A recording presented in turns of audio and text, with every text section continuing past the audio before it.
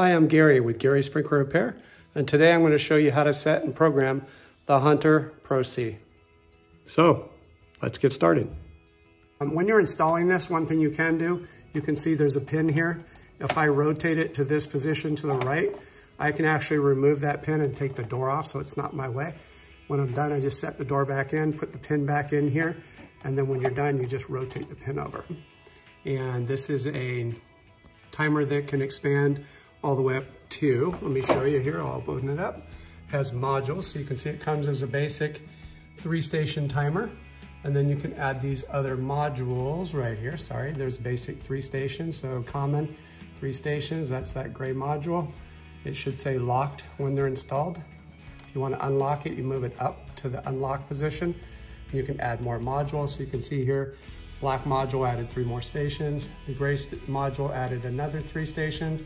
We could expand it all the way up to a 12 station. Over here we have the sensor right here, the little shunt. So if you wanted to add a rain sensor, a wireless rain sensor, or a wired one, you could put it right there. You just take that little metal clip out and then hook the 2 leads up to the power leads here with the power off. And then this one also comes with a ground, and then it has the ability also to hook up right here a remote. And that's a different thing that you have to hook up with power leads for here and a lead for the remote. And then you plug in a receiver, and then you can walk around with a little remote and be able to run the timer remotely with a little thing on your side. Here we have a battery compartment for a 9-volt battery. So you can see there's a 9-volt battery in there. Do not use a rechargeable battery, just use an alkaline battery. Here we have the hinge release, which releases the face panel here. To take the face panel off, if you wanted to do some work, you just pull this ribbon cable off, with the power off, by the way. And then you release this and it releases the hinge right here and right here. And so that's essentially how you do that. So if you ever wanted to take this in for maybe a warranty and have them check that, you can just unplug the power, unplug it, the ribbon cable right here, and then your hinge release. And then we have a factory reset right here. So if you ever needed to, you could push that and reset the entire face panel back to factory default. Anyway, let's close that up. We have a back button, a forward button, a plus and a minus, and a program button. And we'll talk about what other buttons and things we have here. You can see we didn't have the rain sensor installed, so we have it bypassed. If it was installed, that would need to be moved to active. We have, this is up or down, and that's for the water budget. So if you watch the little lines here, normally we would have it set for 100%. So if I said station number 1 to run for 10 minutes, it's gonna do 10 minutes. And so on and so forth for each of the other stations that we have programmed. On this one, we have 8. But if I wanted to increase the percentage of how long they run for without changing the days of the week or the start time, I can just hold this down and I can change it. Now it's 110%, 120, 130, 140, 150. So now when that comes on for 10 minutes, it's gonna run for 50% longer.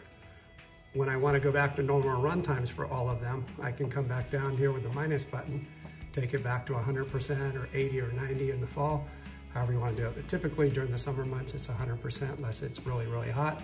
You can increase it on up. So let's go to set date and time. It says the year 2021. If that was wrong, plus or minus changes it. Go forward. The month blinks. Again, it's May, so that's correct. If it was wrong, plus or minus would change it. Go to the day, and it should, if I have the correct day, today is Wednesday, so it should say Wednesday, the 19th, so that's correct. Plus or minus would change it if I was wrong. Go forward.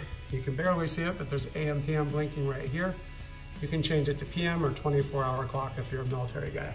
If you like to do like 6 o'clock at night is 1800 hours, that kind of stuff. Otherwise, AM or PM, it is AM, so I'm gonna leave it. Go forward, the hour blinks.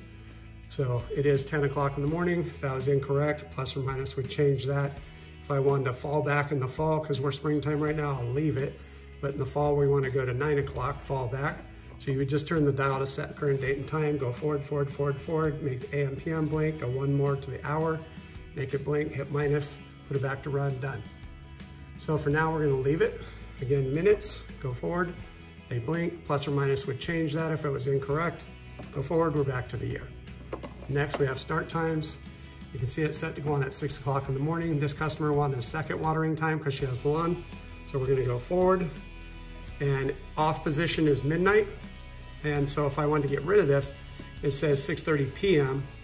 The first one was 6 o'clock a.m. She wants an evening watering time, so I'm gonna go at 6:30 in the evening. If I want to get rid of that, use the plus sign, scroll up to midnight. It'll now change it to off, so I can show you what I mean. So I can go on up to midnight, and it says off. So that's what you do in the fall, and then you would just have one start time. I'm gonna go back and put that in, so midnight's off. So I'm gonna go down from midnight to go back to 6:30. And there we are, so it's back to regular. But you can set up to 4 start times in each program. All right, next, station duration. Front yard is going to be 10 minutes. I can change it with plus or minus, go forward to number 2. That's a lawn zone, plus or minus would change it. And you just keep repeating that for each station that you have. Next, we have our water days. It's always gonna blink on Monday, so I'll move the screen up here a little bit so you can see Monday's blinking. Little drop of water. If it has a drop of water, it waters. It's just blinking on Monday whenever you come there, so you know where you're at, so you can move the cursor. So you can see here on Saturday, she didn't want to water when the gardener comes. So I just moved my cursor over to Saturday, and let's say he changes to Fridays now. And so I'm going to move my cursor over with the right arrow, make Friday blink. I'm going to get rid of Friday by hitting minus, and then it automatically moves to Saturday. Now it's blinking on Saturday. I'm gonna put plus, so now it waters on Saturday and not on Friday. And there you have Sunday. If I wanted to keep going, you can do intermittent watering, so you can set your interval, how often. You can do odd or even down here in the corner, so I can move over to that and choose odd or even and just leave it there and then go back to run and we're set. So if you ever get over here and you're like, oh crap, how do I get out of here? Just hit the back arrow and keep hitting the back arrow. And you see the cursor moving us back to Tuesday, then Monday, and then I'm gonna get out of interval, and there's my days of the week back. Pump operation, I have it set to off because we're on city water. If you're on well water or pump water, you'd wanna set that to on so it can kick on the water down at the pump and pressurize the system before it turns on the first zone. But for city water people, you're gonna set that to off using plus or minus. It defaults to on, so minus is the off position. All right, next is manual. This is if you wanted to manually water a specific zone. So let's say this is a front drip, number 1. Let's say she wanted to water the front drip system additionally at 12 o'clock in the afternoon, but not have the timer do it. She can manually come in here and say, I want station number 1 to run. You let it blink for a few times and then turn the dial quickly to run. You can see a sprinkler icon shows up here on the screen. It blinks, now zone 1 is running. And I can hear the drip system whistling out there, so I know it's coming on. If I want to turn that off, because I see one shooting out in the street, turn it to off. When the word off shows up, it is off. If I wanted to run all of them, so let's say on Saturday after the gardener leaves, I wanted to go ahead and run them all, I can go to manual all stations, let it blink a few times, go to run, go back in the house.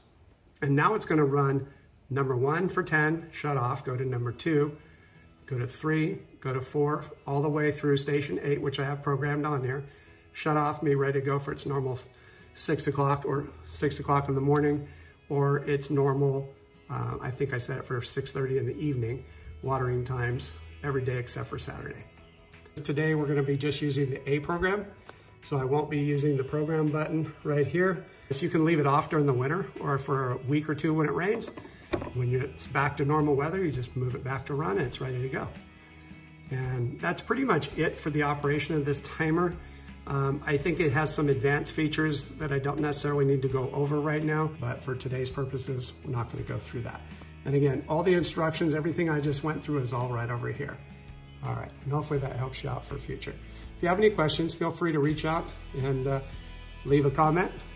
Anyway, hopefully that helped you out. Hope you enjoyed the video today. Again, I'm Gary Sprinkler Repair. Take care, and we'll see you on the next video.